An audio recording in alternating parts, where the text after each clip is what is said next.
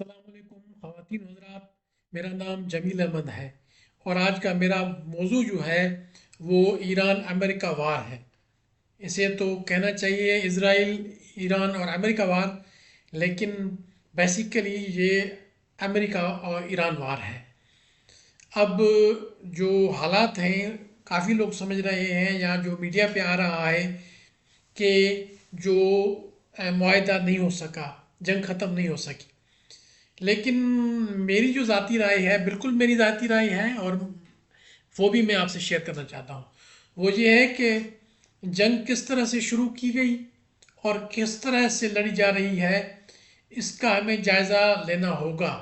امریکہ نے جو پہلے وار آن ٹیرر لڑی تھی، جب افغانستان پہ حملہ کیا تھا، جب عراق پہ حملہ کیا تھا، تو نیٹو کو ساتھ لیا تھا۔ تو کیا اب یہ ممکن نہیں تھا؟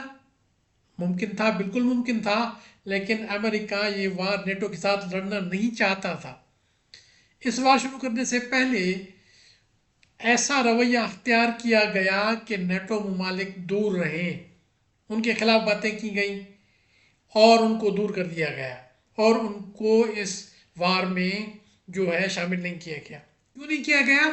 کیونکہ اگر ان کو شامل کرتے تو ان کی رائے کا بھی احترام کرنا پڑتا، اور اس وار کے جو مقاصد ہیں وہ پیور یو ایس اے کے اپنے ہیں، تو اس لیے وہ اپنا اس پہ پورا انفلوئنس رکھنا چاہتا تھا۔ دوسری بات، ٹرمپ کیا کسی ترقی یافتہ ملک کا صدر سب کچھ کر سکتا ہے؟ ایسا ممکن نہیں ہے۔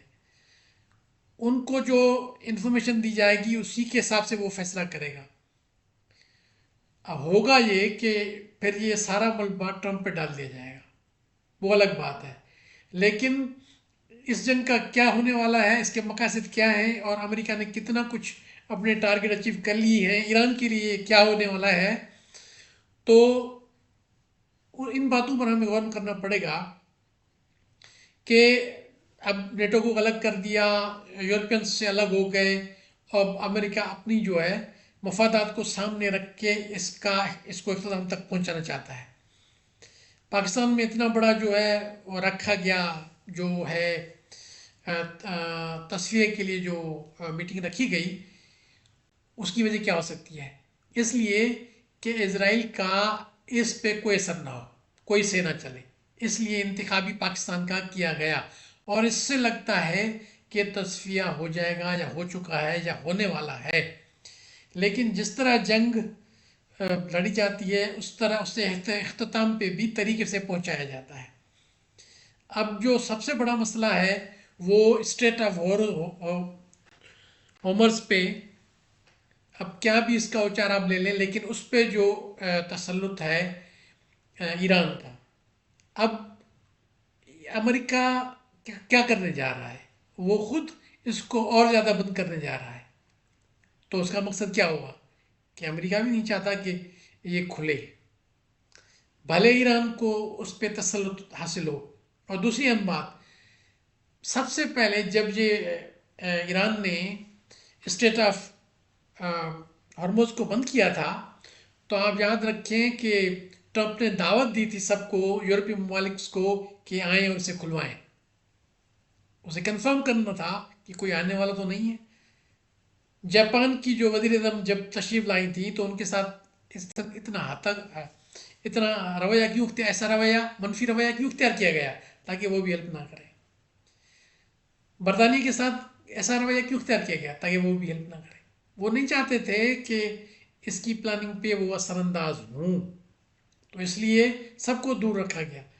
اب اب اب جو میرے اندازے سے جو سب سے زیادہ جو مسئلہ چل رہا ہے وہ پیٹرو ڈالر کو بچانے کی کوشش کی جا رہی ہے۔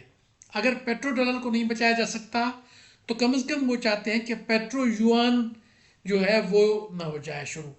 تو اس کے لیے کیا ہے، سب سے بڑا جو مسئلہ ہے کہ اب یہ ون ون کی سچویشن پیدا کرنا چاہتے ہیں ایران اور امریکہ ایک دوسرے کے لیے۔ ہوگا یہ کہ ایران کو تسلط حاصل ہوگا اسٹریٹ آف ہارموز پہ اور ٹیکس بھی چارج کرے گا، لیکن امریکہ اس سے ایک بات چاہتا ہے کہ وہ پیٹرو یوان نہ ہو۔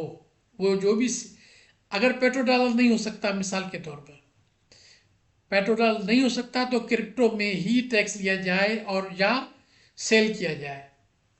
ایران بھی اس کو ماننے کے لیے تیار نہیں تھا، کیوں؟ اگر وہ اس کو مانتا ہے تو پھر چائنا سے اس کے تعلقات اچھے نہیں رہتے، تو اس کو کیسے بیلنس کیا جائے؟ تو اس کو امریکہ میرے خیال میں اپنا تسلط قائم کر کے اور اسٹریٹ آف ہارموز کو کمپلیٹ بلاک کر کے چاہتا ہے کہ جو خریدار ہوں ان کو مجبور کیا جائے کہ وہ پیٹرو یوان یعنی کہ یوان میں یا ایران کرنسی میں وہ نہ لیں۔ جب راستہ بند ہوگا تو یہ اس طرح سے ایران کو بھی ایک موقع مل جائے گا کہ یہ کیسے راستہ مکمل کھولا جائے۔ تو جہاں تک میں سمجھ رہا ہوں کہ پیٹرو ڈالر کا بحال ہونا تو مشکل ہے، لیکن اس کے برعکس امریکہ یہ چاہتا ہے کہ پیٹرو یوان بھی نہ ہو، برکس بھی کامیاب نہ ہو۔ برکس کو ناکام بنانے کے لیے جو ہے انڈیا کو الگ کر دیا گیا، انڈیا کو بھیج دیا گیا، انہوں نے کھلم کھلا جو ہے وہ حمایت کر دی ہے اسرائیل کی۔ تو برکس میں انڈیا بھی بڑا ممبر تھا، وہ الگ ہو گیا، اس کو پولیٹیکلی الگ کر دیا گیا اور ایران پہ حملہ کر دیا گیا، اور ایسے حالات پیدا کیے جا رہے ہیں کہ ایران بھی برکس سے الگ ہو جائے یا برکس کا خاتمہ ہو جائے، یا کم از کم برکس کی جو پلاننگ ہے پیٹرو ڈالر کو ختم کرنے کی وہ پایہ تکمیل تک نہ پہنچے۔ تو اس کے لیے جو راستہ میں سمجھ رہا ہوں وہ نکالا جا رہا ہے وہ یہ کہ جو پیٹرول کی جو سیلنگ ہے وہ ایران جو کرے وہ کرپٹو میں کرے، تو اس کے بعد میں سمجھتا ہوں کہ یہ تصفیہ ہو جائے گا۔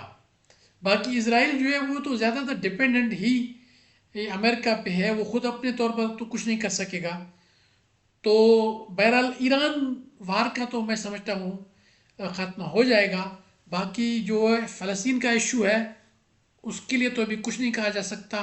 حزب اللہ حماس کے ساتھ جو اسرائیل کا ہے اس کا کیا ہو جائے گا اس کا ابھی ہم کچھ نہیں کہہ سکتے، لیکن کم از کم جو ایران اور امریکہ وار ہے وہ میں سمجھ رہا ہوں کہ ختم ہو جائے گی، اور اس میں جو ایشو ہے برکس کو جب پیچھے کر دیں گے، دھکیل دیں گے، اور برکس کے جو ٹارگیٹ اچیو نہیں ہوں گے تو اس سے امریکہ جو ہے وہ اپنا جو ہے مقصد حاصل کر لے گا اور پھر امن ہو جائے گا۔ امن تو دنیا میں اب کبھی ہونا ہی نہیں ہے، جنگ تو تھوڑی بہت تو چلتی رہے گی، لیکن بہرحال یہ جو جنگ ہے آہستگی سے مجھے بڑی امید ہے کہ ختم ہو جائے گی۔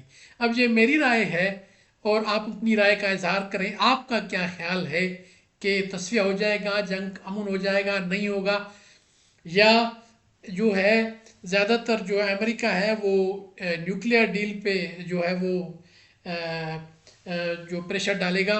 لیکن چونکہ ایران تو نیوکلیئر ویپنز کے لیے جا ہی نہیں رہا تو وہ ایشو نہیں رہے گا، لیکن جب تک امریکہ کو اپنا ہدف برکس کو ختم کرنے والا یا برکس کا اثر ختم کرنے والا جو ہے حاصل نہیں ہوتا تب تک یہ ایشو چلتا رہے گا، اور وہ امید ہے وہ جلدی حاصل کر لے گا تو پھر امن آ جائے گا۔ اب میں آپ سے اجازت چاہتا ہوں، اپنے خیالات کے اظہار کے لیے میں آپ کی خدمت میں تشریف لاتا رہوں گا۔ مختلف موضوع ہو سکتے ہیں، کسی بھی موضوع پہ۔ اللہ حافظ، اب ملیں گے کسی دوسری ویڈیو میں، کسی اور ٹاپک پہ بات کریں گے۔